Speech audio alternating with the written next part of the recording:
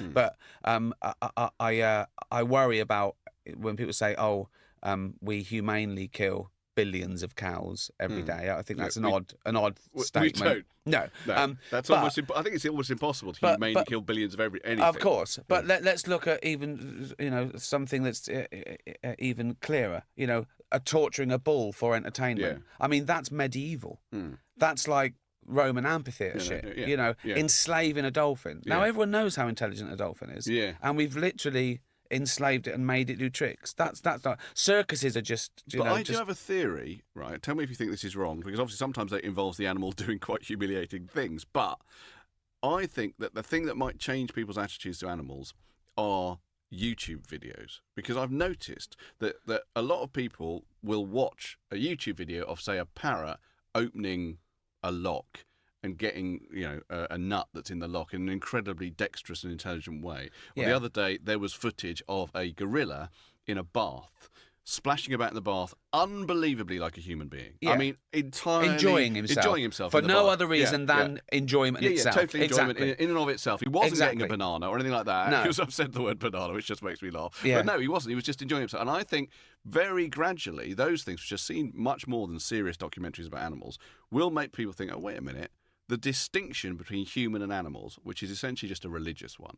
It's created by religion, the idea that we're special. That we're special. We're not. We're not special. We're not special. We are at just all. an animal who happened, through having a slightly bigger brain, to have imposed dominance on other animals. But I think very gradually those videos, possibly not the one of the pug doing the Hitler salute. Sure. But although that is a very human thing to do, as we know.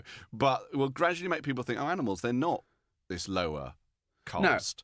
No. They're not. And therefore we can't eat them. Well, my friend is a psychologist and he's starting to specialise in apes. He's in Australia, and they're trying to show the difference between apes that do things for reward and apes that do things for fun. Right. Like they've got iPads and screens and touch things, where they come back to the photos that they enjoy. Right. Like photos of the keepers and things like this. Yeah. So there's no reason for it. They've seen them all. They might have started them with a reward to let them see the things. Right. But now they go and find their favourite photo and look at it fondly. Yeah. For no other reason than it must be enjoyment. Right. So, and I don't even think there shouldn't be a debate that chimps are nearly like us. They just are. We left our common ancestor about 5 million years ago, which is a blip on the clock. Yeah. It's 4.6 billion years old, this Earth. Evolution, the first lonely spawn lump of fucking gloop, right, was like 3.5 billion years ago. And we've been around for no time at all. Our species, maybe 250,000. Well, our species lasts about 250,000. But in a way, I mean, the weird thing about our relationship to animals is that I think people like animals because they think, oh, look, it's doing a sort of human-like thing. Of course. But it all comes through our eyes. Everything comes down. When you personify anything, right, you have to humanise it to some degree to, that's what empathy is, I guess. That is what empathy is, but at some level, it's a very weird thing to do because what we're saying in our patronising way is, oh, look, it's sort of being like a human being. It's being like a human being because it shares our DNA. It's got eyes and a nose and a mouth, and why has it got those? Because essentially we just come from the same protozoa. Well, we have to do it through our eyes because we have consciousness, so what we're doing is applying consciousness to it.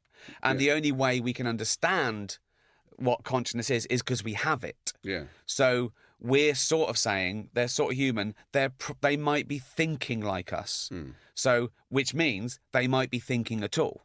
Yeah. So and again, that's a matter of degrees. We know that a chimpanzee sits there and maybe thinks of stuff like we do. Not as sophisticated. Probably doesn't think about art or Great British Bake Off or whether it's okay to whether do a it's joke Jewish about or not. Nazis. Can I become Jewish? I don't know if a chimp. I'd like to see a documentary about a chimp becoming Jewish. We've got to play a record now because this conversation's deteriorated now. I don't know if it has. I'd like to see a documentary about a chimp becoming Jewish.